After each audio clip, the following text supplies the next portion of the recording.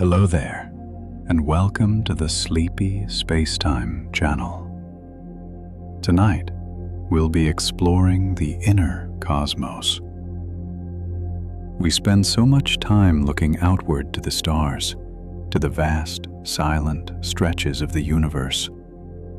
But there is a universe just as vast and just as mysterious, right behind your closed eyes.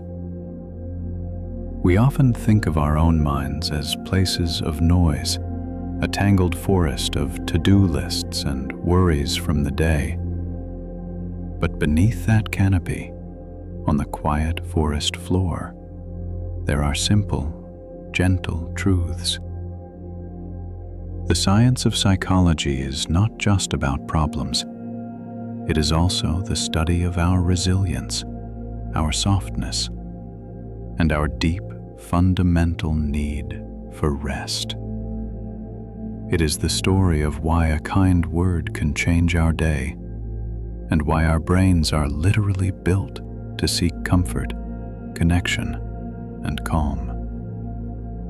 These facts are a kind of permission, a soft reminder that you are built correctly, that your desire for peace is the most natural thing in the world. So tonight, we will wander through this gentle science. We'll learn why our brains crave connection, why daydreaming is a quiet superpower, and how the simple act of breathing is a message of safety to your entire nervous system.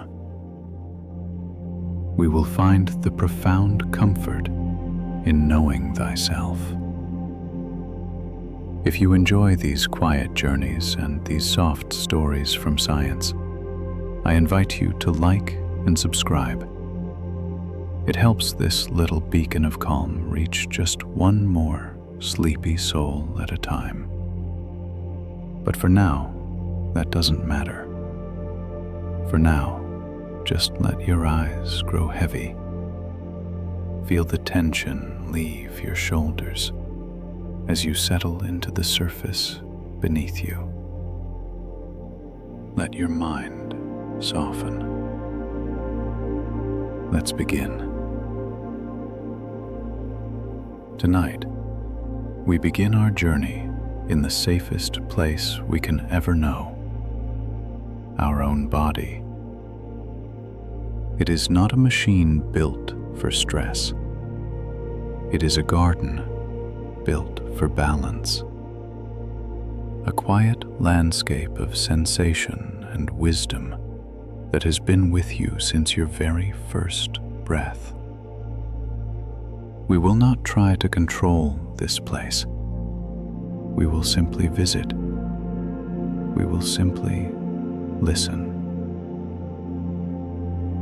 There is a long, wandering nerve inside of you, a physical pathway that carries the message of calm from your breath to your entire being. This is the vagus nerve. It is a wide, slow river flowing from the base of your brain down through your chest, connecting to your heart and your lungs. When you take a long, slow breath, you are speaking to this nerve in its own native language. You are not forcing yourself to be calm. You are simply sending a signal, a gentle physical pulse that travels along this river. It tells your heart to soften its beat. It tells your lungs to open. It whispers to your whole body that it is safe, that all is well. You hold the ancient, simple key to your own inner peace. You have a quiet, hidden sense, one you may not even know you possess. It is called interoception. It is the sense of the world inside your skin. All day, you use your eyes to see, your ears to hear the world out there. But now, in the quiet, you can begin to listen inward. Interoception is the faint, muffled drum of your own heartbeat. It is the feeling of warmth blooming in your hands. It is the gentle rise and fall of your chest as the air moves in and flows out. This is not imagination. It is your mind walking quietly through the halls of your body, making sure all the lights are low. To listen to your own body is to finally come home.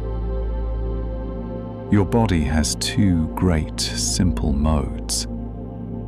One is for doing, for climbing, for solving. The other is for being. This second mode, the parasympathetic nervous system, is a biological gift. We call it rest and digest. It is the body's deep, ancient wisdom, knowing when to rebuild, when to soften. When you lie down, when you allow your eyes to close, you are giving this ancient system permission to take over. You are allowing your body to do its most gentle, important work. The quiet, unseen work of healing. The soft, slow work of restoring. You do not need to do anything to earn this profound rest. Your heart does not beat like a perfect machine. It doesn't tick like a clock. Instead, a healthy, relaxed heart is always adapting. It speeds up just a little when you breathe in. It slows down just a little when you breathe out. This beautiful, subtle dance is called heart rate variability. It is a sign not of chaos, but of deep resilience. It shows that your body is not rigid, that your nervous system is flexible and ready to find its own natural rhythm of peace. It is a signal that you are safe enough to be soft. Your heart knows how to rest all on its own. There is a simple physical reason why a long, slow exhale feels so good. When your out-breath is just a little longer than your in-breath, it gently activates that wandering river, the vagus nerve. It is a signal that the chase is over, that the work is done. It is a biological message that you are no longer running from a threat. You are lying still. You are safe. You can let go. The air does not need to be pushed out.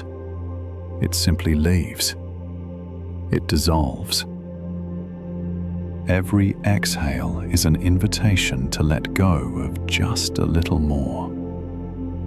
Your body has a powerful and very literal sense of place. We call it grounding. When you allow your mind to notice the simple points of contact between your body and the surface beneath you, you are sending a primal signal of safety. Feel the weight of your head on the pillow. Feel the gentle pull of gravity on your arms, your legs. This feeling of being held, of being supported, is a profound comfort to your nervous system.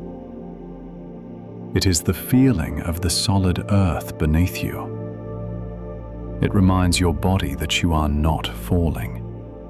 You are not adrift. You are here.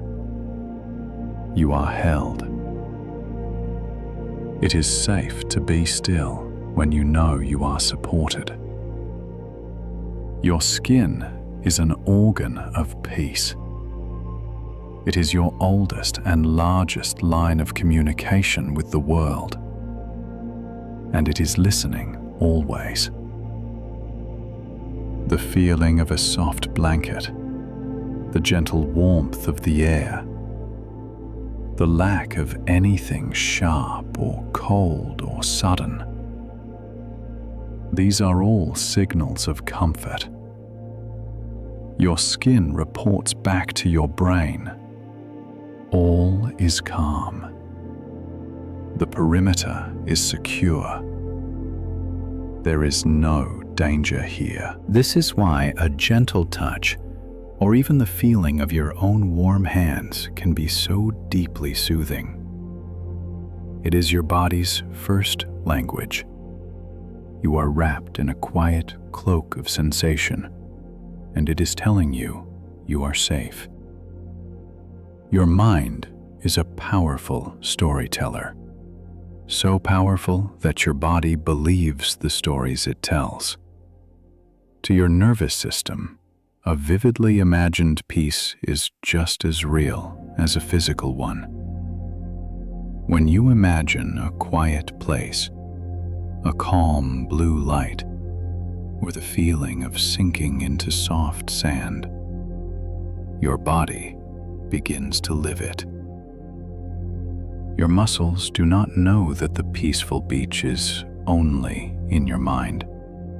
They just feel the warmth. Your heart does not know that the quiet forest is only a thought. It just slows to match the silence. This is your gift. You can build a sanctuary with your thoughts alone. Have you ever wondered why a yawn is so powerful and why it is so contagious? A yawn is not just a sign of being tired. It is a biological reset. It is your body's way of drawing in a great deep wave of new air, cooling the brain and releasing old tension. And when we see another yawn, our brain, our social brain, assumes it is safe to do the same. It is a shared, unspoken signal of communal rest, a message that passes from one person to another. It is time. We can all stand down. So if you feel a yawn coming, do not fight it. It is a beautiful, ancient, and shared permission to let go. Your body knows and remembers the rituals of rest. A sigh is not a sign of sadness. It is a sign of release. Scientists have found that a sigh is a natural, necessary pattern of breathing. It is your lungs resetting themselves. It is your body letting go of a small, pent-up pocket of air and starting fresh.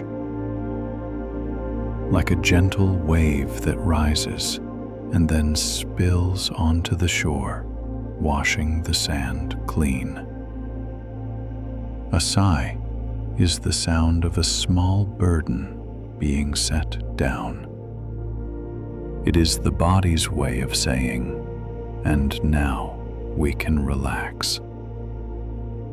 Every sigh is a small, perfect comma in the story of your rest. There is a powerful feedback loop between your body and your mind, and it runs right through your face.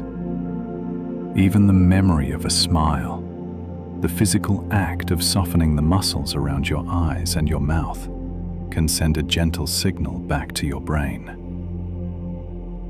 We think that we smile because we are happy, but it is also true that we can feel happier just because we have smiled.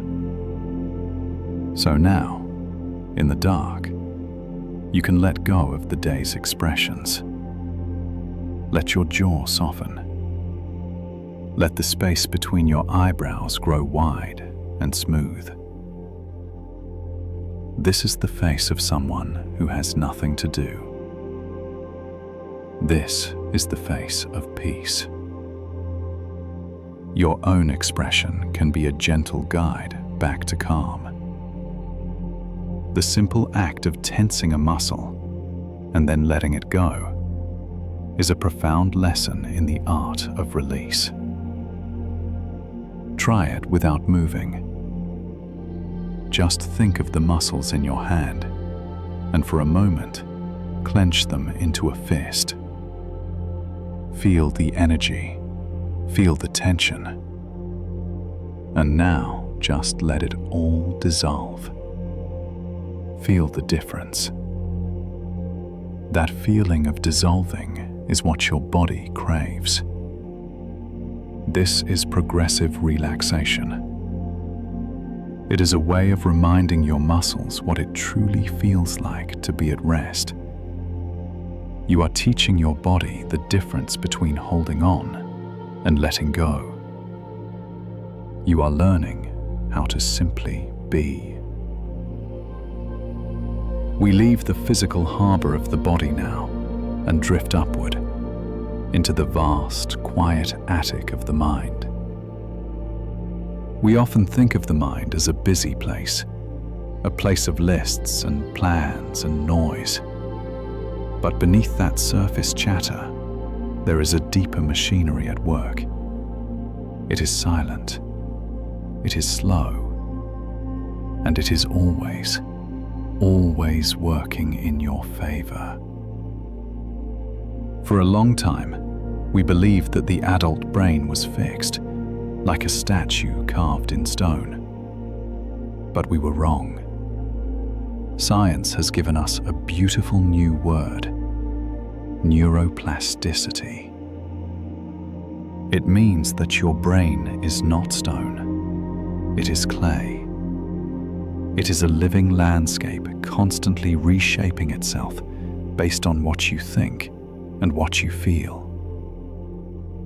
Every time you think a peaceful thought, you are carving a new path through the forest of your mind. And every time you walk that path, it becomes wider, smoother, easier to find. Tonight, simply by choosing to rest, you are physically reshaping your mind. You are building a highway to peace. You are the architect of your own calm. There is a gentle gardener living inside your head. This gardener knows that you cannot keep every leaf, every weed, and every old thought. So, deep in your sleep, a process called synaptic pruning begins. It is the brain's way of tidying up.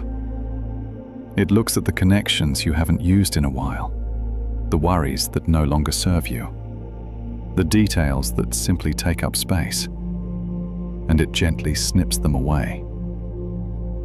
It clears the clutter. It makes space for what truly matters. Forgetting is not a failure. It is a kindness.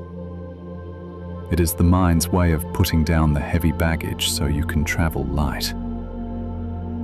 You are being cleaned and cleared while you dream. Have you ever looked at a cloud and seen a face? Or looked at the stars and seen a bear or a hunter?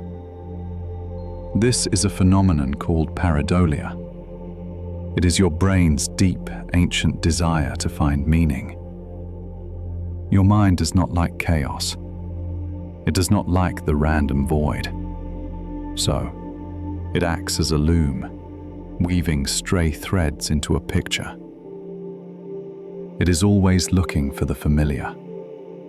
It is always trying to make sense of the world for you. It turns the noise of the universe into a song you can understand.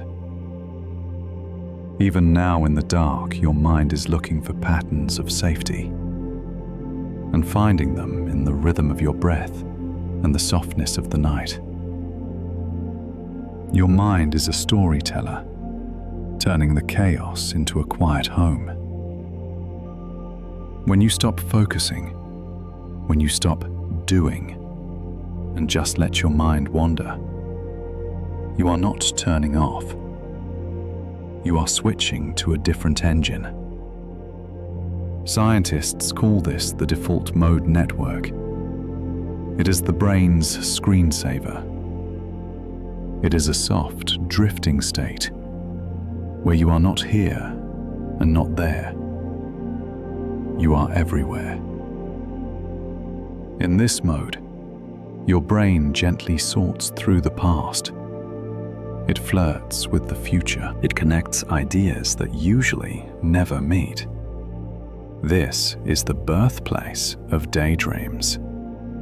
It is where your mind goes to play. There is no pressure here, no deadlines, just the soft, aimless drift of a boat without a rudder. To wander without purpose is a necessary act of repair. There is a marvelous thing that happens only when you sleep. It is called the glymphatic system. Think of it as a gentle tide. During the day, your brain cells are busy, packed tight together, working hard. But when you fall asleep, these cells actually shrink. They create space. And through this space, a clear, cleansing fluid flows, washing through the tissue of your brain. Like a wave washing over the sand, it clears away the dust of the day. It removes the toxins of deep thought. It leaves the shores of your mind pristine and new. This washing, this deep cleaning cannot happen while you are awake. It is the exclusive gift of the night. Sleep is the tide that washes the mind clean. Your brain is a master of filtering. Right now, there may be a distant hum of a refrigerator, or the ticking of a clock, or the feel of the sheets against your ankle. But after a few moments, you stop noticing them. This is called habituation. It is your brain saying, "This is safe. I do not need to watch this." It turns down the volume on the world so you can find peace within. It is a protective shield blocking out the unnecessary so you can focus on what is important. Right now, the most important thing is rest. Your brain is quietly dimming the lights, muting the sounds, and closing the curtains. The world is fading so that you can shine. We often think of knowing something as having the words for it, but there is a deeper kind of knowing, procedural memory. It is the wisdom of your hands knowing how to tie a knot without looking. It is the wisdom of your legs knowing how to walk without thinking of balance. It is the part of you that flows. This deep memory lives in your muscles and your nerves. It means you do not have to carry the weight of how to do everything. Your body remembers for you. You can trust your own autopilot. You can trust that the systems which keep you alive, your heartbeat, your breath, your healing, know exactly what to do without a single thought from you. You can let go of the wheel and trust the current. Deep inside your brain, there is a tiny cluster of cells, no bigger than a grain of rice. This is the suprachiasmatic nucleus. It is your master clock. It does not watch the time on the wall. It watches the ancient rhythm of the sun and the moon. It knows that the sun has gone down. It knows that the world has turned away from the light. And now it is quietly releasing the hormones of sleep.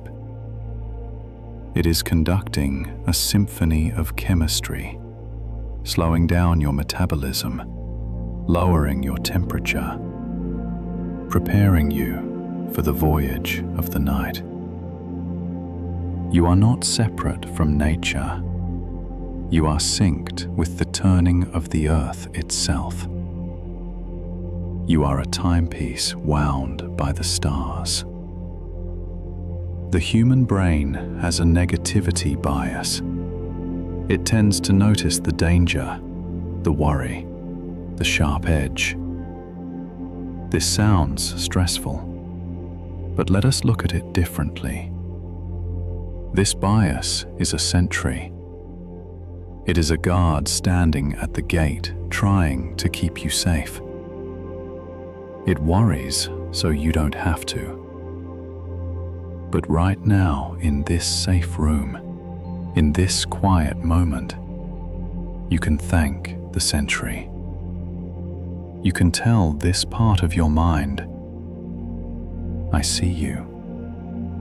Thank you for your protection. But the gates are locked. The fire is warm. And we are safe. The sentry can put down its spear. It can sit by the fire. It can rest. Your worry is only love trying to keep you safe. And now, it can sleep. Finally, consider the concept of cognitive ease. Your brain loves what is easy. It loves familiar faces, repetitive sounds, smooth shapes. When things are familiar, your brain relaxes.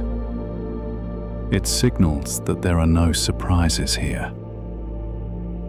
That is why we return to the same favorite stories, the same comfortable position in bed, the same quiet rituals. Routine is not boring. Routine is a lullaby. By doing the same thing, by listening to this same voice, you are bathing your brain in cognitive ease.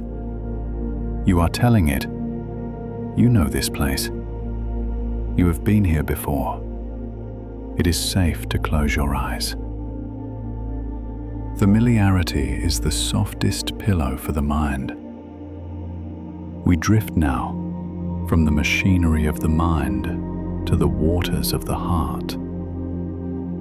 We enter the realm of emotion. For many of us, feelings can seem like large, crashing waves. But science tells us something different. It tells us that emotions are not solids. They are fluids. They are meant to flow, to arrive, to deliver a message, and then to wash away. The word emotion comes from the Latin emotere. It literally means energy in motion. Physics tells us that energy cannot be destroyed, but it must move. Your feelings are simply energy seeking a path through you, like wind moving through the trees, like water moving through a canyon. If you stand rigid, the wind feels strong. But if you bend, if you soften, the wind simply passes through the leaves. It rustles them, it shakes them, and then it is gone. You are the tree, rooted and safe, watching the wind pass by. there is a beautiful discovery in neuroscience, often called the 90-second rule. A scientist observed that the chemical lifespan of an emotion is incredibly short. When you feel a sudden surge of frustration or worry, the chemicals released into your bloodstream only last for about 90 seconds. Just 1 minute and a half. Everything you feel after that is just the memory of the wave. If you simply breathe, if you simply wait and do not feed the wave with new thoughts, the chemistry will fade. The tide will go out. You do not have to fight the feeling. You just have to wait 90 seconds. Peace is just a few deep breaths away. Have you ever noticed how good it feels to simply say, "I am sad," or "I am tired"? This is not just complaining. This is biology. Scientists call it affect labeling. When you experience a vague, swirling storm of emotion, your amygdala, the alarm bell of the brain, is ringing. But the moment you put a word to it, the moment you say, "This is worry," or "This is just rain," the alarm bell quiets down. You have moved the activity from the emotional brain to the thinking brain. You have named the storm. And a named storm is less frightening than the dark. To name a fear is to begin to tame it. Tears are not a sign of weakness. They are a sophisticated technology of release. Your body creates different kinds of tears. Reflex tears to clear dust, but emotional tears are different. Scientists have found that these tears actually contain stress hormones. They are a physical vehicle for removing chemical tension from the body. When you cry, you are literally washing the stress out of your system. You are purging the excess. So if tears come, let them flow. It is your body taking out the trash. It is the rain clearing the air. After the rain, the air is always so much clearer. Sometimes the mind feels heavy, slower, more quiet. We call this sadness. But evolutionary psychologists suggest that this slowness has a purpose. It is a signal to stop, to retreat to the cave, to conserve energy. Sadness is a winter season for the soul. It is not a malfunction. It is a request for reflection. It draws your attention inward to process what you have lost or what you need to change. It creates a shelter where you can heal. Winter is not permanent, but it is necessary for the spring. There is a concept called emotional granularity. It is the art of being precise. Instead of saying, "I feel bad," you might say, "I feel a little lonely," or "I feel a gentle melancholy." The more precise you are, the calmer your brain becomes. It is like having a high-resolution map. When you know exactly where you are not lost. You are simply located. You are finding your coordinates in the vast sea of yourself. We often think of nostalgia as getting stuck in the past, but psychologically, nostalgia is a resource. It is a warm blanket woven from memory. When you remember a happy time, a safe home, or a loved one, your brain releases dopamine and oxytocin. It physically warms you. It reminds you that you have been loved, that you have belonged, and that meaning exists in your life. Tonight, You can let yourself drift back to a golden afternoon, to a quiet room. The past is a library of comfort that is always open to you. Emotions are contagious. Like a yawn, peace can spread from one person to another. This is called limbic resonance. It means our nervous systems talk to each other. Even now, as you listen to a slow, calm voice, your nervous system is syncing up with the rhythm of these words. You are catching the calm. You are tuning your instrument to a slower vibration. We are built to harmonize. Let your heart beat in time with the slow rhythm of peace. There is a trap called the struggle switch. Imagine anxiety is a patch of quicksand. If you fight it, if you thrash around and say, "I must not be anxious," you sink deeper. But if you lay back, if you spread your arms and simply float, you stay on the surface. This is the paradox of emotion. The moment you accept a feeling, the moment you stop fighting it, it loses its power to drag you down.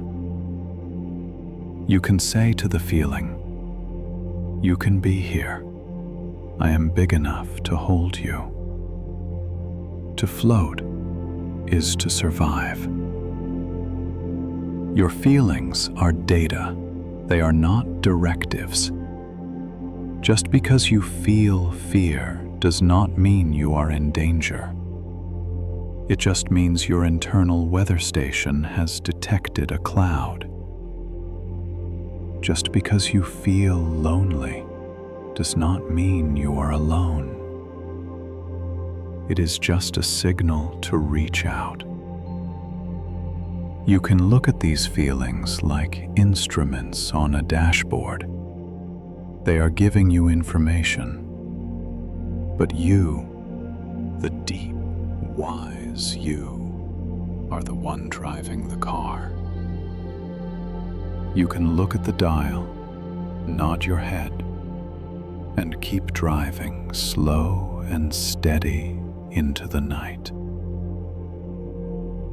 You are the sky. The clouds are just passing through. There is a reason why we rock babies to sleep, and why we feel calm in a hammock or on a train.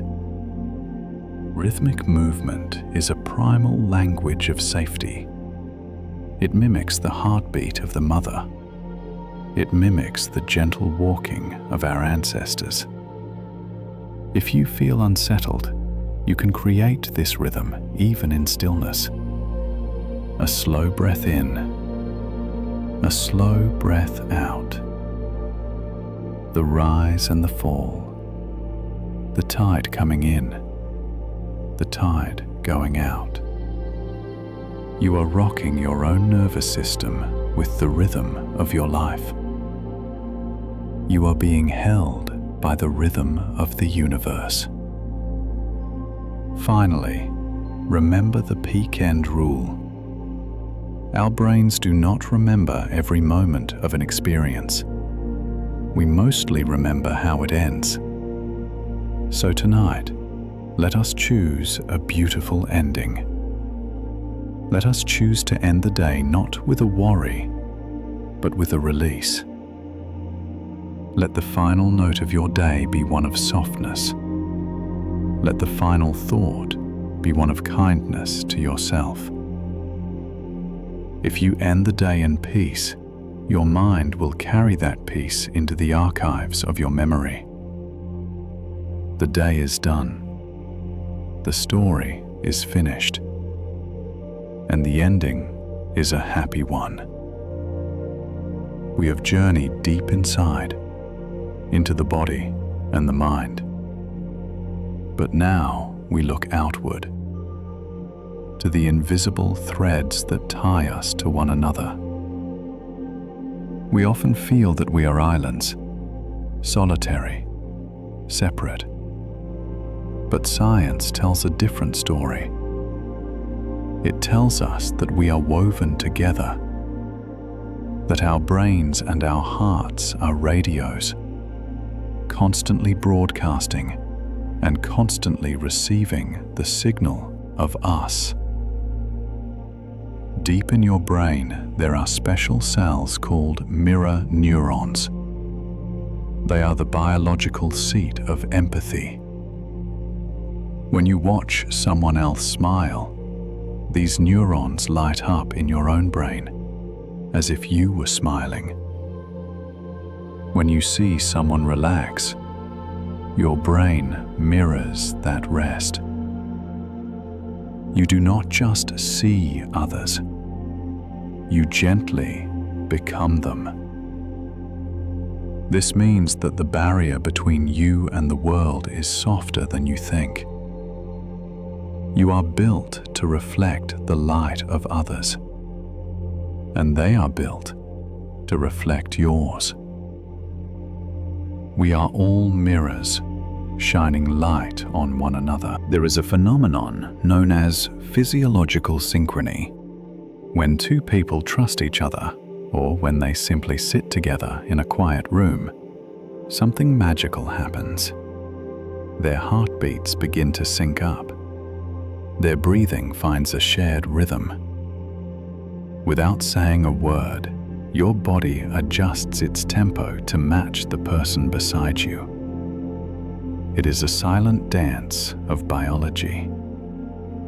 It is your heart saying to another heart, "I hear you. I am with you." Even now, listening to this story, we are sharing a rhythm. We are beating in time. Biologists have a name for the response to stress that is not fight or flight. It is called tend and befriend. When the world feels heavy, our instinct is not always to run away. Our instinct is to move closer, to protect the young, to seek the warmth of the group.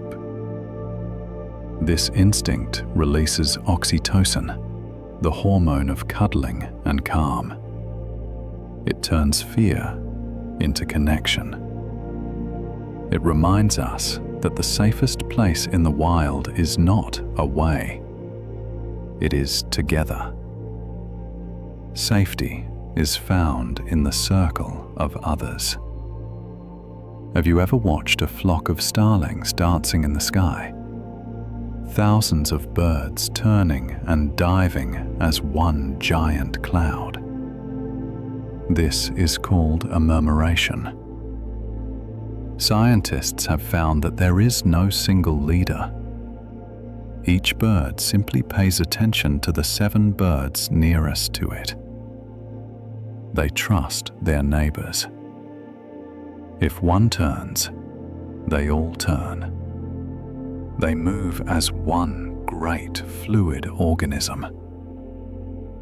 Humanity is like this too. We are all moving together, guided by the gentle nudges of those around us. You do not have to navigate the whole sky alone. You just have to fly with your flock.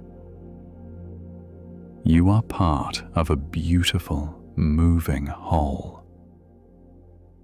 There is a powerful chemistry in the simple act of holding hands.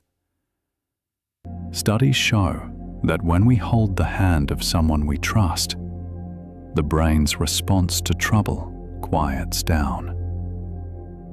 The spike of stress flattens out.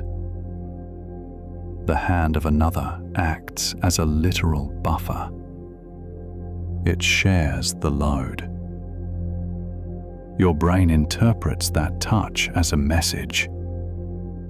You do not have to face this alone. Even imagining that touch, holding a warm cup of tea, or clutching a soft pillow can trick the brain into that same feeling of security. You are holding on, and you are held. Your voice is an instrument of healing. The human voice is carried on the vagus nerve, that river of calm we spoke of earlier. When we speak in a low, melodic, rhythmic tone, like a lullaby or a gentle conversation, we are literally vibrating the listener's nervous system into a state of safety. This is why we talk to babies in a sing-song voice, and it is why listening to a quiet story feels so good. Sound is touch at a distance. My voice is touching your ear and telling your heart to slow down. A gentle voice is a cradle for the mind. There is a simple gesture understood by every human on earth, in every culture, in every remote village, throughout all of history. The smile. It is a universal code. It is the flag of peace. When you smile, even in the dark, you are participating in the oldest human language. You are signaling kindness. And your body, recognizing the signal, responds with joy. Kindness is the only language that needs no translation. We have a limit to how many people we can truly know. It is called Dunbar's number. While the world seems huge and overwhelming, our hearts are built for a small, cozy village. We are designed to care deeply for just a few. This is a relief. You do not need to carry the weight of the whole world. You only need to tend to your small circle, to your few deep connections. That is enough. You can rest in the smallness of your own garden. Have you ever heard of the helper's high? It is a real biological state. When we do something kind for another, even something small, our brain releases endorphins. Nature has bribed us to be kind. It has wired our biology so that giving feels just as good as receiving. Selfishness is stressful. Generosity is relaxing. To be kind is to align yourself with the deepest grain of your biology. To give is to heal yourself. Social connection is a painkiller, quite literally. The brain processes loneliness in the same place it processes physical pain. This means that connection, presence, and love are medicine. Just knowing that someone is in the next room, or that a pet is sleeping at the foot of the bed, or that thousands of others are listening to this same rain, is a balm. It soothes the ache. It tells the ancient, worried part of your brain, we are okay. You are never truly solitary. There is a quiet power in shared laughter. Scientists believe laughter was one of our first ways of saying, I am safe with you. It is a signal that the danger has passed. It is a release of breath, a relaxing of the guard. Think of a moment of laughter. How lighter the chest feels. How the tension melts from the shoulders. It is the sound of a soul at ease. Laughter is the sound of safety. We end this chapter with the concept of sonda. It is the profound realization that everyone you pass on the street, every lighted window you see in the distance, has a life as complex and vivid as your own. They have their own worries, their own favorite songs, their own quiet moments of staring at the moon. We are all living our own stories, but we are reading from the same book. Tonight, millions of others are also laying down their heads. Millions of others are seeking rest. You are part of a vast, breathing choir of sleepers. You drift to sleep in good company. We move now into the library of the South. We enter the quiet halls of memory. We often worry about the past. We hold on to it tightly, afraid to lose the details. But the science of memory is not about rigid storage. It is not a cold hard drive. It is a canvas. It is a living, breathing art form that changes as you change. It is a soft ghost that walks with you. For a long time, we thought memories were like files in a cabinet. Once filed, they stayed the same forever. But we now know that memory is reconstructive. Every time you remember a moment, you are not just playing a video, you are rebuilding the scene from scratch. And every time you rebuild it, you change it just a little bit. You add the wisdom you have now. You soften the edges. You paint over the cracks. This means you are not a prisoner of your past. You are the artist of it. You are constantly, gently rewriting your own story. The past is not stone, it is sand, and you can smooth it out. There is a specific kind of memory called episodic memory. It is the memory of episodes, the story of your life. But there is a limit to it. Scientists believe that the brain is designed to let the details fade so that only the meaning remains. You might forget what you wore on a Tuesday 10 years ago. You might forget the exact words that were spoken. But you remember the feeling of the sun. You remember the laughter. Your brain is distilling your life into its purest essence. It is filtering out the noise and keeping the gold. You are keeping exactly what you need. There is a beautiful bias in the human brain called the fading affect bias. It is a psychological immune system. Research shows that the emotional sting of a bad memory fades much faster than the glow of a good one. Our minds are built to let go of the pain. It acts like a sieve.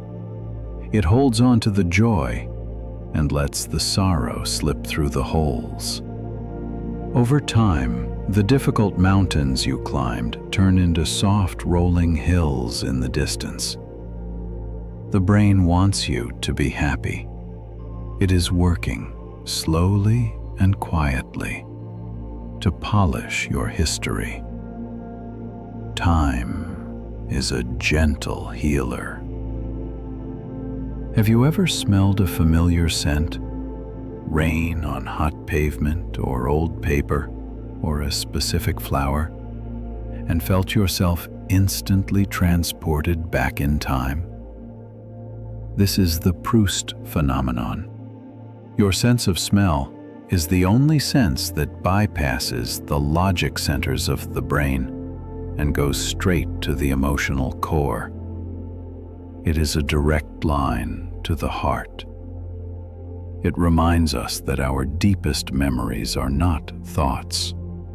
They are feelings. They are waiting there, dormant and safe, ready to be woken by a simple breeze.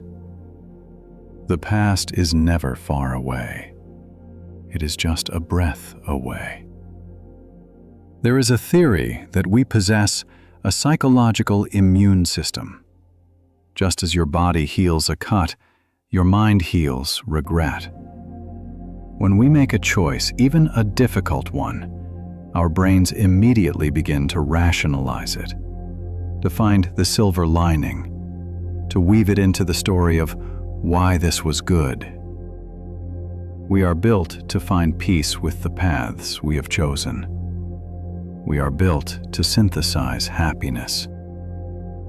So you do not need to worry about the road not taken. You are on the right road. You are exactly where you are meant to be. Sleep is the librarian of the mind. While you lie here in the dark, a process called consolidation is happening. Your brain is taking the raw experiences of the day and moving them into long-term storage. But it is selective. It tends to strengthen the memories that are emotional and important, and let the rest drift away. It is organizing the shelves. It is filing away the lessons so you can wake up wiser. You do not need to try to remember. Sleep will do the work for you. Rest is the bridge between today and tomorrow. There is a sensation known as déjà vu, the feeling that I have been here before. While it can feel strange, it is often just a gentle glitch, a hiccup in familiarity. It is your brain checking its maps and saying, "This feels like home." It is a moment where the present and the past touch for a brief second.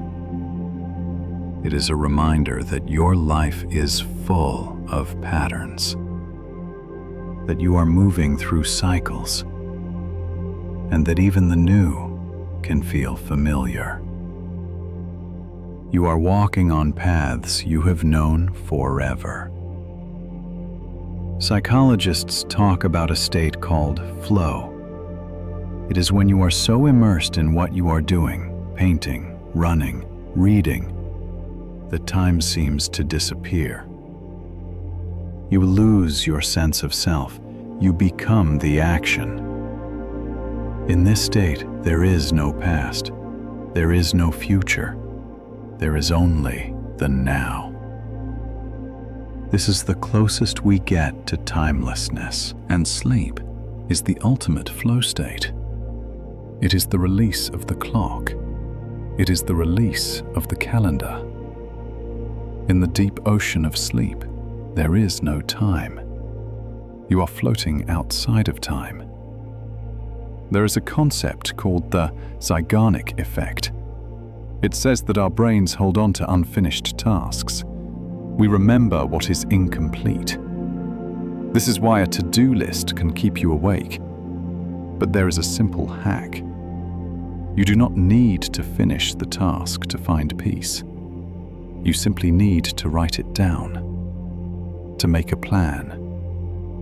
Once the mind knows it is written down, it treats the task as closed.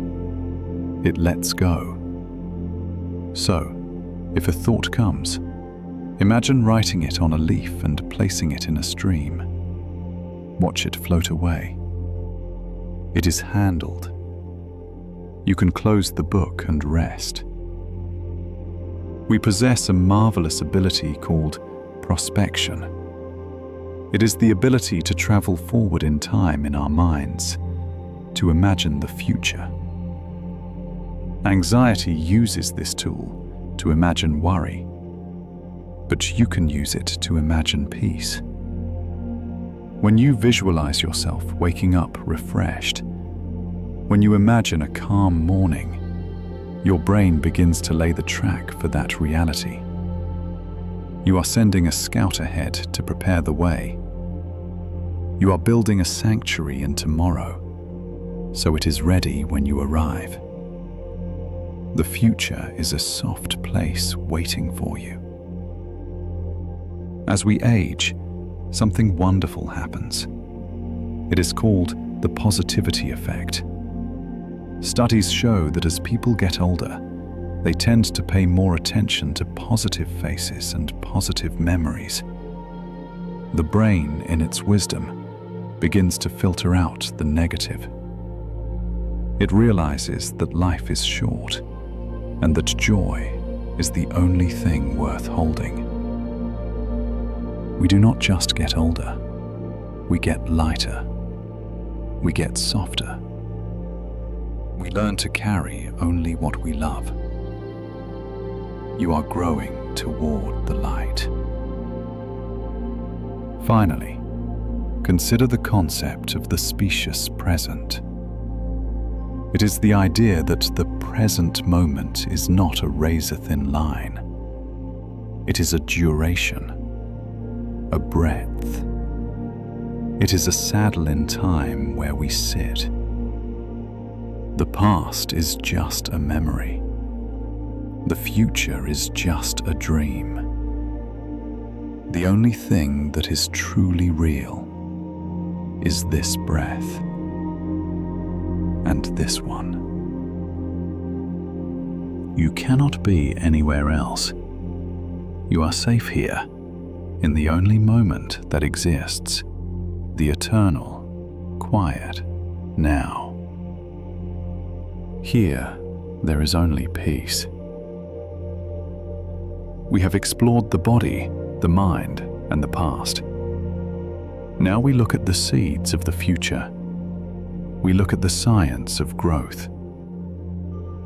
We often think that to grow we must push, that we must struggle. But nature shows us a different way. A flower does not stress to bloom. A tree does not strain to reach the light. Growth is a quiet unfolding. It is a natural response to warmth. There is a beautiful mechanism in your brain called the reticular activating system. It is your brain's searchlight. It scans the world looking for whatever you tell it to find. If you look for trouble, it will find trouble. But if you practice gratitude, if you simply ask your mind to find one beautiful thing, the searchlight moves. It begins to scan your day for the glint of gold, for the smile of a stranger, for the taste of tea. The more you look for the good, the more your brain proves to you that the good is there. You create your world with your attention. We often think of forgiveness as a gift we give to others, but science tells us it is a gift we give to our own bodies.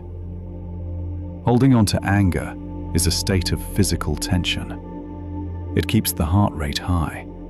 It keeps the muscles tight. Forgiveness is the physiological act of letting go. It is opening the fist. It is dropping the heavy stone you have been carrying. When you forgive, you are not saying what happened was right. You are simply evicting the pain from the house of your mind. You are reclaiming the space for peace. To forgive is to set yourself free. In psychology, there is a concept known as savoring. It is the art of hitting the pause button. When a good moment happens, a warm breeze, a soft blanket, a moment of quiet, you have the power to extend it. By simply noticing it, by staying with it for just 10 seconds longer, you are turning a fleeting moment into a lasting structure in your brain. You are marinating your mind in joy. Tonight, you can savor the simple feeling of the bed beneath you. Don't rush past it. Stay here. Drink it in. Happiness is not a destination. It is a way of stopping. There is a Japanese art form called kintsugi. When a bowl is broken, they do not throw it away. They mend the cracks with gold. They believe that the piece is more beautiful because it has been broken. Psychology calls this post-traumatic growth. We are not made to be pristine. We are made to heal. Every scar you carry is a line of gold. It is a testament to your resilience. It is proof that you have survived. You are not damaged. You are a masterpiece of repair. Your history is your gold.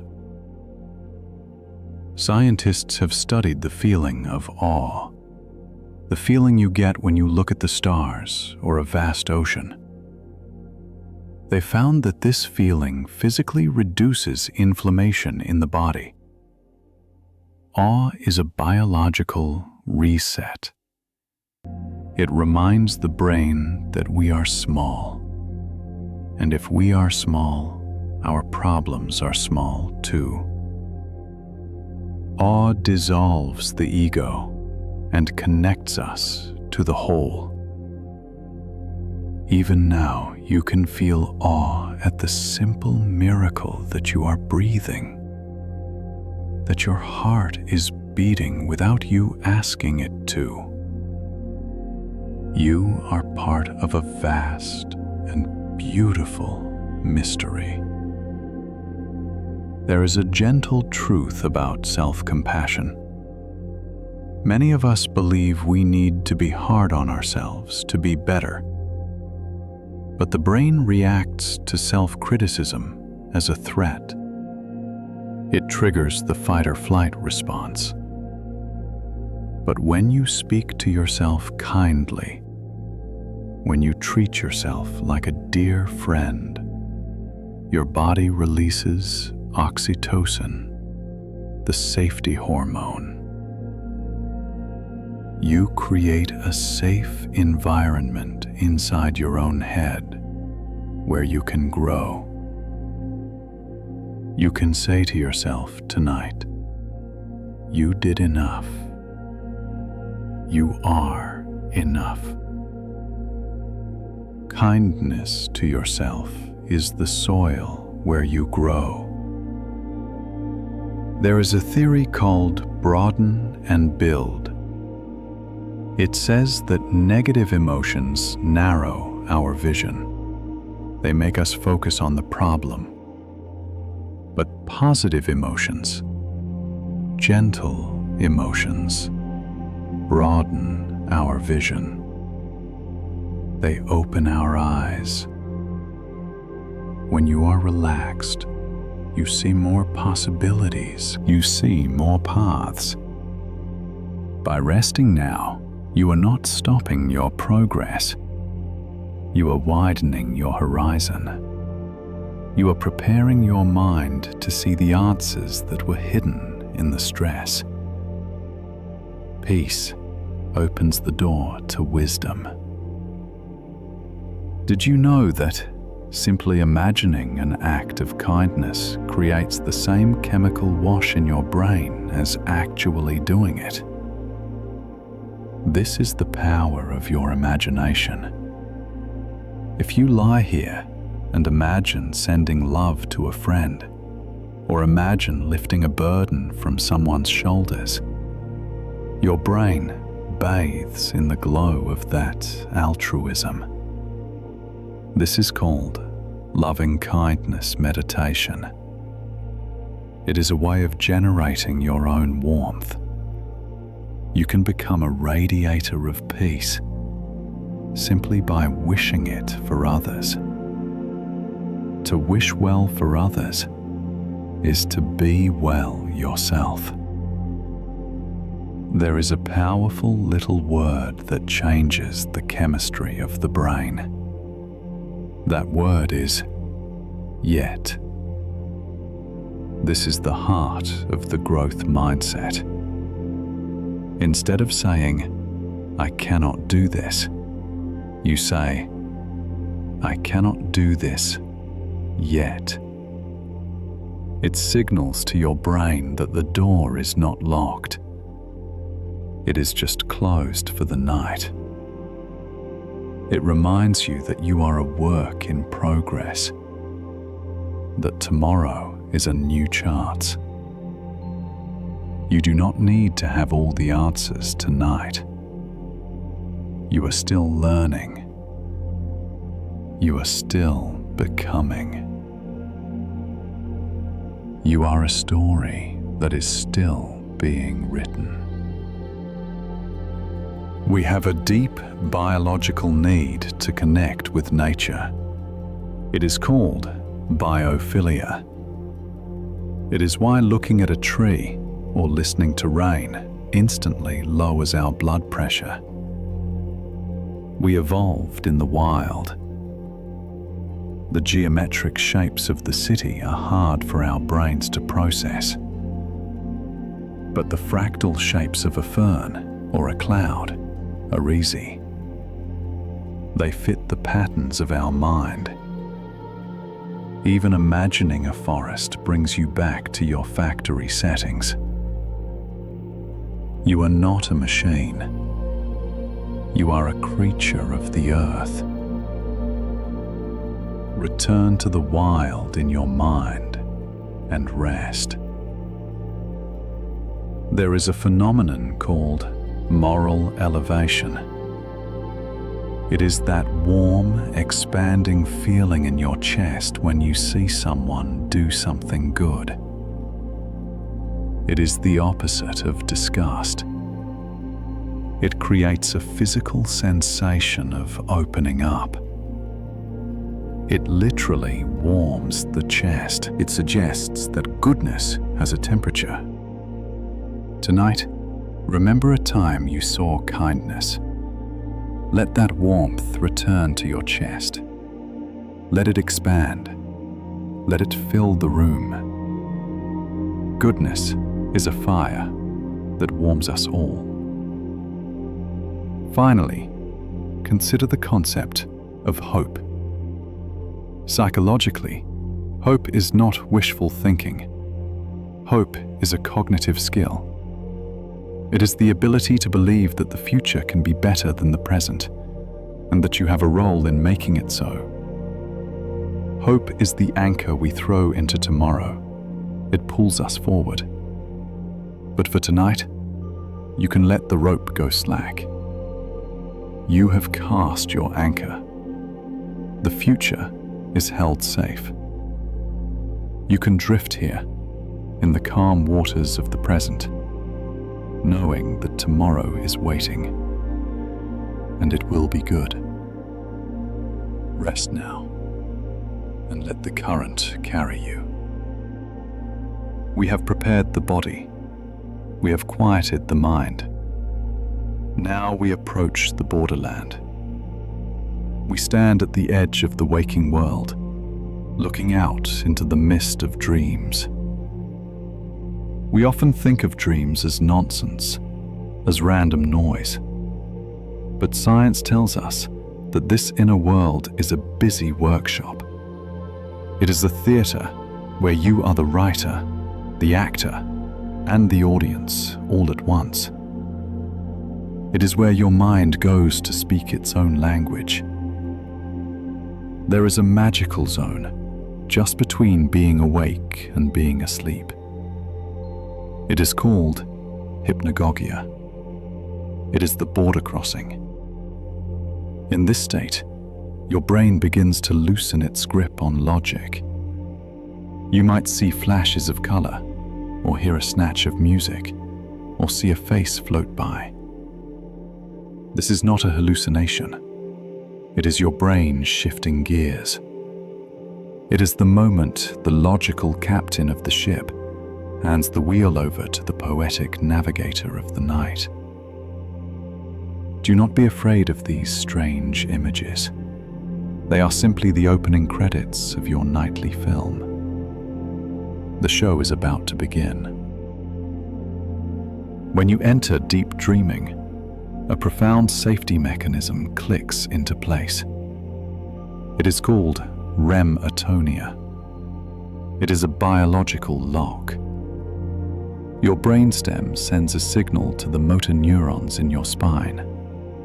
It tells them to disconnect, to stand down. It ensures that while your mind is flying, or running, or dancing in a dream, your body stays safe and still in the bed.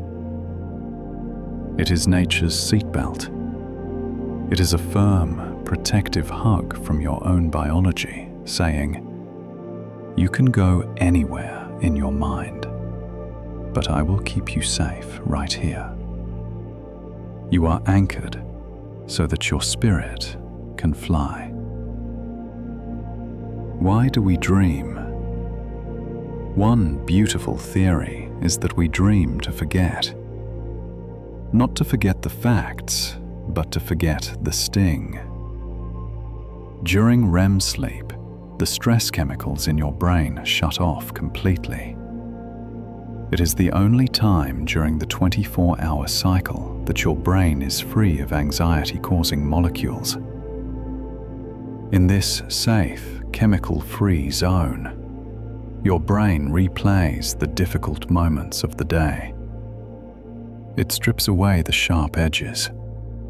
It processes the emotion without the pain. It turns a trauma into a memory. It is a nightly therapy session. Sleep is the balm that heals the emotional cuts of the day. Throughout history, artists and scientists have woken up with answers. This is the incubation effect. When you work hard on a problem and then stop and sleep, your subconscious takes the problem to the night shift. While you rest, the night shift continues to work. It rearranges the pieces. It tries new combinations that your waking mind would reject as illogical. But in the dream world, logic does not apply. So the connections are made. The puzzle is solved. You are not ignoring your problems by sleeping. You are giving them to a wiser part of yourself to solve. The answer is waiting in the morning. In the dream world, time is elastic. We have all had the feeling of living a whole lifetime in a dream, only to wake up and find only 10 minutes have passed. This is time dilation. When the sensory input from the outside world is cut off, the clock in your brain slows down. The tick-tock of reality fades away. You enter a state of pure experience. It is a reminder that time is relative, that a moment can be stretched into an eternity. In your dreams, you are the master of time. You have all the time in the world. There is a specific brainwave associated with this twilight state, theta waves. These are slow, rolling waves of electrical activity. They are the waves of deep intuition, of visualization. Children spend a lot of time in theta. It is the state of imagination. When you drift off to sleep, you are returning to that childlike state of mind, where trees can talk, where you can fly, where the rules of gravity do not apply. You are returning to a place of limitless possibility. You are returning to the magic. Have you ever realized right in the middle of a dream, wait, I am dreaming? This is lucid dreaming. It is a moment of pure consciousness. In that moment, you are awake inside the dream.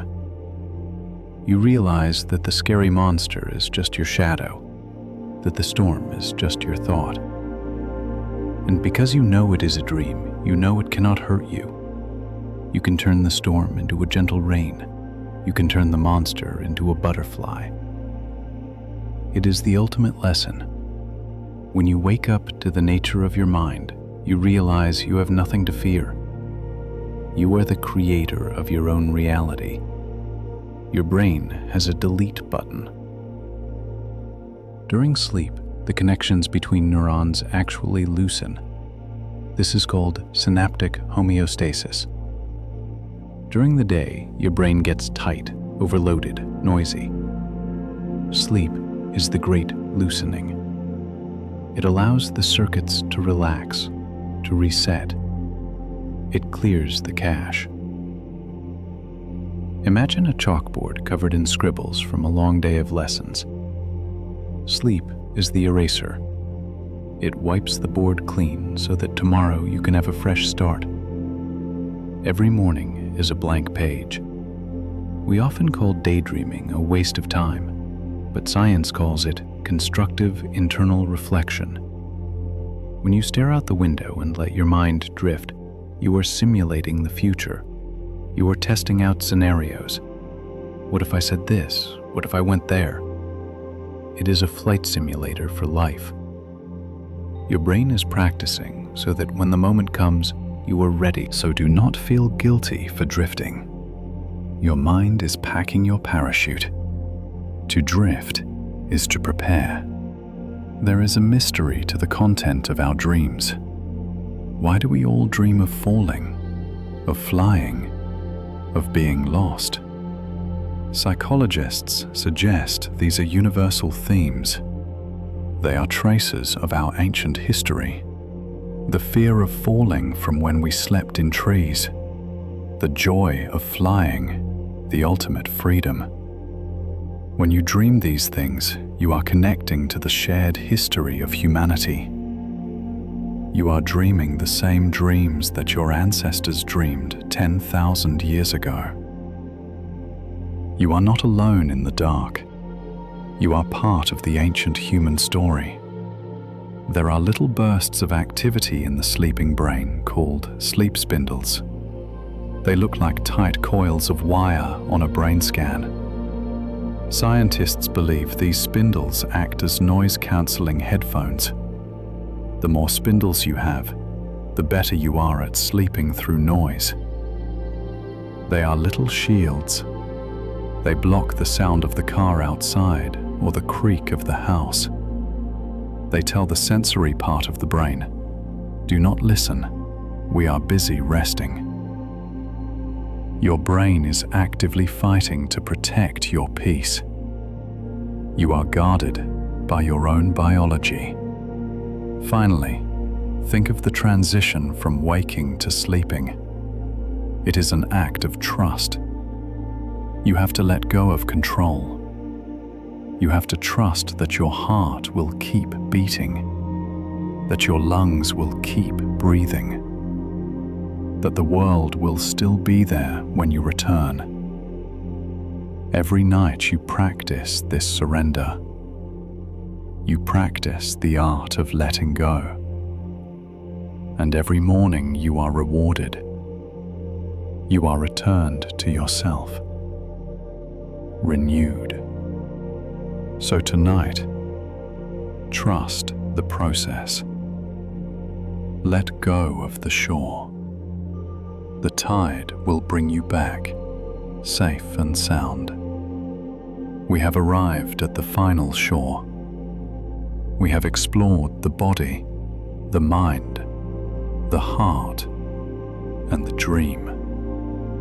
Now, there is nothing left to learn. There is nothing left to do. There is only the surrender. Science calls this sleep pressure. But we can call it the gentle pull of gravity. It is nature asking for you back. All day long, your brain has been building up a chemical called adenosine. It is not a toxin, it is a messenger. Think of it as an hourglass slowly filling up with sand, grain by grain. With every hour you were awake, the sand piled higher, and now the hourglass is full. This heaviness you feel behind your eyes, it is not exhaustion. It is the weight of the sand anchoring you down. It is a chemical signal saying, enough. You have earned this heaviness. Let the weight pull you down. There is a hormone that is shy of the light, melatonin. It only comes out when the world is dark. It is the chemical of the night. Right now, in the shadows, it is flowing through your veins like a dark, cool river. It is turning down the dial on your internal thermostat. It is telling every cell in your body, the sun has gone, the work is done. You do not need to fight the darkness. The darkness is the medicine. Drink in the dark and cool down. Did you know that even trees sleep? At night, trees relax their branches. They let them droop. They stop reaching for the sun. They stop pumping water to the sky. They simply hang. Even the mighty oak knows when to stop striving. You are part of nature too. You do not need to hold yourself up anymore. You can drop your branches. You can let your shoulders fall. You can let your hands uncurl. Be like the tree and just let go. There is a beautiful paradox in the science of sleep. Sleep is the one thing in life that you cannot try to get. If you try to catch a butterfly, it flies away. If you sit still, it lands on your shoulder. Sleep is the same. Effort pushes it away. Surrender brings it close. So stop trying to sleep. Stop trying to relax. Just lie here. Just exist. That is all the invitation that sleep needs. Do nothing and let peace find you. Deep in the night, when you enter the deepest phase of sleep, your body releases growth hormone. This is not just for growing tall. It is the hormone of repair. It is the construction crew that fixes the cracks in the walls. It repairs your muscles. It strengthens your bones. It rebuilds your skin. You are literally being made new. You are being knit back together in the dark. You do not need to oversee the construction. The crew knows what to do. You are being rebuilt better than before. Your brain has a gate. It is called the thalamus. During the day, the gate is open. Sights, sounds, and sensations rush through. But now the gate is closing. It is a heavy velvet curtain falling across the stage. The sounds of the room are staying outside. The worries of the world are staying outside. You are inside the sanctuary now. The gate is locked. You are safe inside your own silence. The world is gone. Only you remain. There is a feeling of sinking into the bed. This is your muscles losing their tone. It is called hypotonia. It is your body giving up the fight against gravity. For 16 hours you have fought gravity. You have stood up. You have held your head high. Now you can declare a truce. Let gravity win. Feel it pulling you down, down through the mattress, deeper into the earth. It is a gentle magnet drawing you into the center of the world. Sink and let the earth hold you. Think of the cortisol, the stress hormone. It has peaked during the day. It has driven you. But now it is at its lowest point. The tide has gone all the way out. The beach is empty. There are no waves crashing. Just wet, smooth sand stretching for miles. Your nervous system is bare, quiet, still. There is no alarm ringing. There is no fire burning. Just the cool, empty sand. The tide is out, and it is quiet. Scientists call sleep a little death, not in a scary way, but in a beautiful way. Every night, the you of today comes to an end. You put down your name. You put down your job. You put down your history. You become nothing.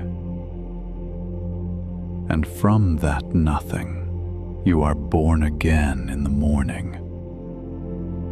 You do not have to carry today into tomorrow. You can lay it down right here. You can die to the day so you can live for the morning. Let go of who you are and just be. There is a rhythm to your breath. It is the same rhythm as the ocean. In and out, rise and fall. You do not need to breathe.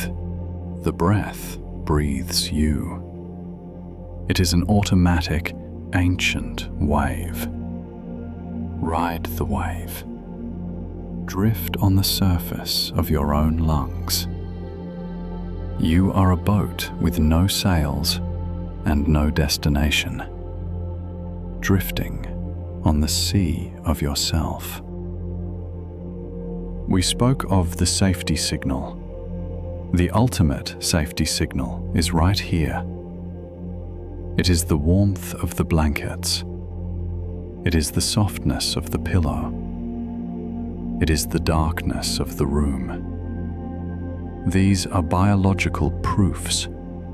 They prove you are sheltered. They prove you are warm. They prove you are fed. You have survived.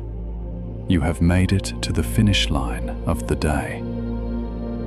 There is nothing left to fear. You are safe. You are safe. You are safe. And finally, the last fact. Sleep is a promise. It is a promise that the sun will rise. It is a promise that life continues.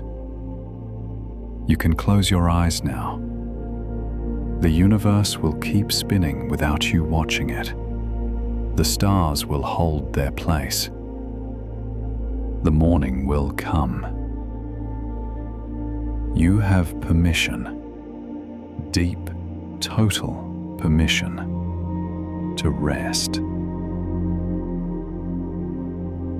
And so we reach the end of our quiet path. If you are still here with me, thank you for walking this journey. But if you have already drifted away, if my voice has become nothing more than a distant hum, a soft vibration in the air, that is wonderful too. That is exactly where you are meant to be. You have explored the universe within you. You have seen that your body, your mind, and your heart are all conspiring to bring you peace. They are on your side. So now let the facts fade away. Let the words dissolve. Imagine your mind as a vast, quiet night sky. The thoughts are just tiny stars, miles and miles away. But you are the space between the stars. Vast, silent, and deep. Rest now in that endless space. Sleep well. Good night.